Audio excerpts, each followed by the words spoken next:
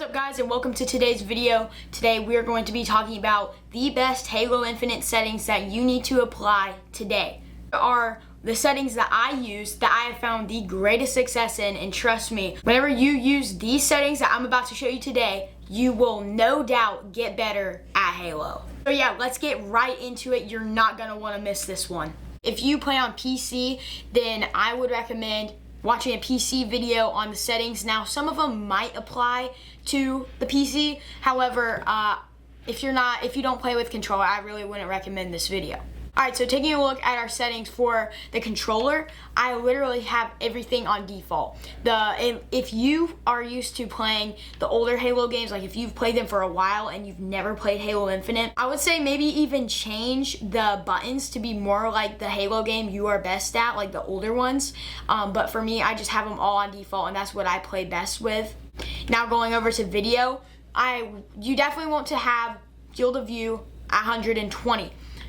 Now, the lower field of view is okay, and it kind of helps out with some things. Like, I think 78 is like the default one, but personally, I would say, for me anyways, 120 is by far what I've seen the best results in my own gameplay. But then, like, honestly, I would just recommend testing around with that and see what fits best for you. Everything else, though, on the video is just on default. Now going to gameplay, which is the most important aspect of this entire thing. I believe all of it is on default, except down here I have I think somewhere right here I have show the enemy nameplates above their heads, like in case if they're hiding and I just need to see their nameplate or whatever, makes it easier to find. But the main thing I want to cover is weapon offsets. Now this right here is the #1 piece of information that you need to know. And the standard is right in the middle. It's at 0%. Now that is that's just the default, how your weapon is.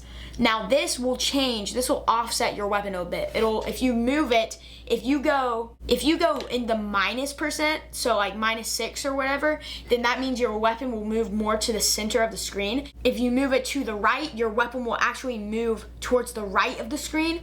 You want this to be at -100. Now I would recommend testing around. I would just say I would set this as like the standard to go off of. I would test around, see what works best for you, but this will help. This moves your gun more towards the center of the screen. It makes it a lot easier to aim, especially like no scoping or using the commando. It helps significantly. I would change this. I would probably go 100% on all three, but it kind of depends on what you think. But you can actually change it to a heavy weapon, a rifle, pistol, or a melee gun, and you can just change it. See, I have like pistol on some different ones, and then rifle and heavy. Now you can go off exactly what I have, or what I would highly recommend even more is just setting these things as like what to go off of. Now I'm gonna load into a custom match, and I'm gonna demonstrate this in a match. So let's do that.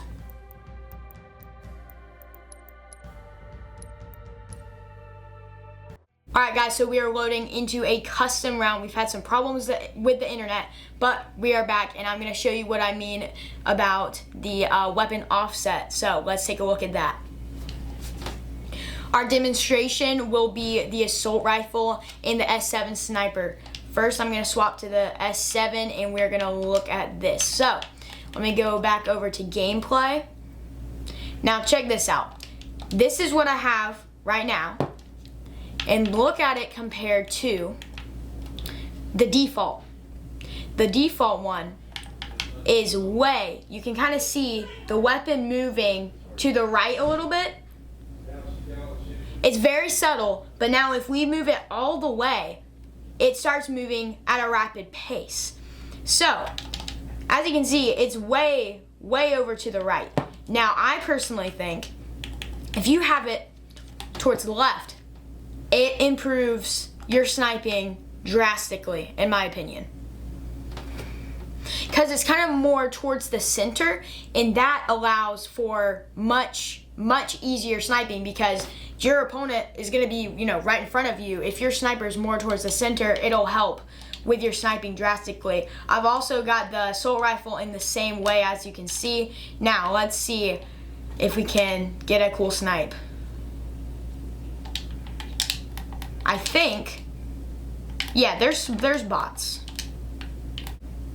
So this will improve your no-scoping skills for sure. Now, while it's in the scope, nothing changed, but your no-scoping skills, I should say, will for sure improve. Now we're utilizing the assault rifle. This also puts it more in the middle, makes it a little bit easier to aim and to get the kills. Now I'm gonna try and do like a trick shot or something. I'm gonna fly up in the Banshee. I'm gonna see, oh wait, oh man, it won't work. Let me try one more time. I'm gonna try and do like a cool trick shot or something.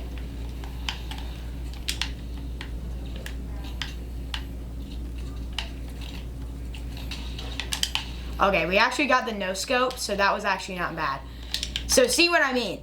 Even if you're not a great sniper, or even if you've already been a great sniper for a while, this will no doubt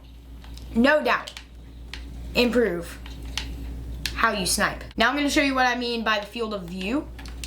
So we're gonna change my field of view all the way down. Now you can see how it is getting smaller and smaller. Look at the difference. And you feel like you're running slower. It's honestly kind of weird, honestly. Like I'm not used to it at all. Oh, I'm gonna try something. Yeah, so you can see it is kind of weird, honestly. And I'm just not used to it. Maybe if I practiced, it would help me, like my gameplay. I genuinely don't know, but like, it's just honestly kind of confusing me because I'm not used to it. Now let's move it back to now I'm gonna move it back to what I had originally, and you'll just see the difference. There, see the difference? You can see all around you now. I mean, I can see everywhere, you know? I just personally think that is a much better thing than, I personally think that that is just much better than the other field of view.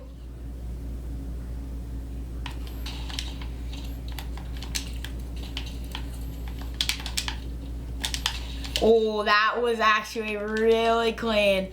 All right, guys, so that is gonna do it for the settings. Now, I wanted to give you just a couple tips after applying these settings. So, really the biggest thing is testing around to see what fits you. Now, obviously, different people are better with different settings. Like me, I could be completely different in how you guys do your settings, and I probably am. This is basically just the suggestions that you need to go off of. Now, I would start by applying what I have and see how that fixes your gameplay, how it changes it. It might make it worse, but at first, it will seem very different, but trust me, after you get used to it, it's much better. It will improve your gameplay like crazy. Now, also what I'd say is after a while of kind of testing around with that, maybe test around, maybe change some settings and see if that fixes things. Like maybe if it makes it a little bit better, makes you a little bit better, and just see how that goes. Also, another thing I forgot to mention was with the sensitivity. I have my sensitivity turned up all the way. Halo Infinite sensitivity honestly does not go very high, and now that I'm used to the sensitivity, I wish I could go higher. Now, if you're playing on computer, obviously the sensitivity can be much higher because you can move the mouse around super fast. But with a controller, it is much harder to get a higher sensitivity. Probably the second most important setting that I would do is turning up your sensitivity all the way.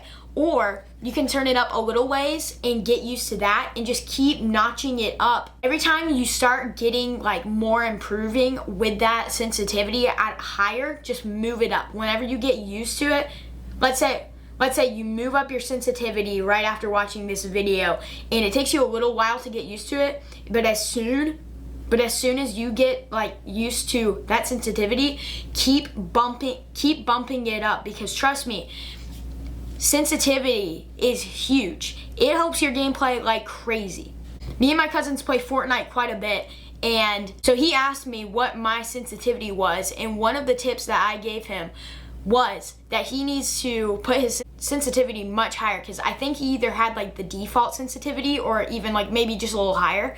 And he said that ever since he has bumped up his sensitivity, he has gotten much better. Now I know that is Fortnite, but it applies with really any game, and especially Halo. So even if you don't bump your sensitivity all the way, I would highly recommend bumping it up at least a little bit, because you can move around much quicker. If there's someone behind you and you need to get them, you can turn fully around much quicker.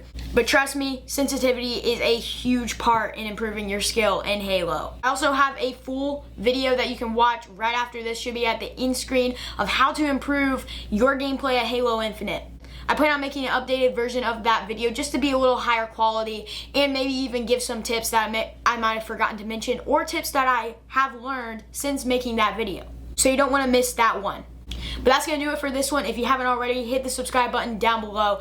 Got some awesome new videos coming in the very near future, so you don't want to miss them. So subscribe if you want to see those. That's going to do it for this one, and I'll see you guys next time.